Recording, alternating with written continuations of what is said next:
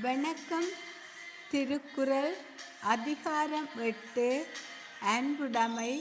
குறள் என்பது அன்பின் வலியது உயர்நிலை.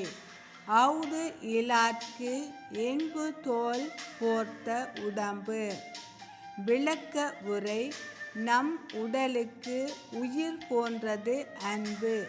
அத்தகைய அன்பை தன் மனதில் கொண்டிராதவர்கள் உயிரற்ற வெறும் தோல் போர்த்திய எலும்புக்கூடான சதைப்பிண்டமாக வாழ்வர்.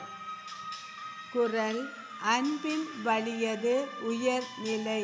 அஃது இலார்க்கு என்பு தோள் போர்த்த உடம்பு.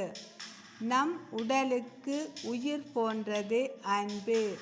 அத்தகைய அன்பை தன் மனதில் கொண்டிராதவர்கள் உயிரற்று வெறும் தோல் போர்த்திய எலும்புக்கூடாக சதைப்பிண்டமாக வாழ்வர். நன்றி.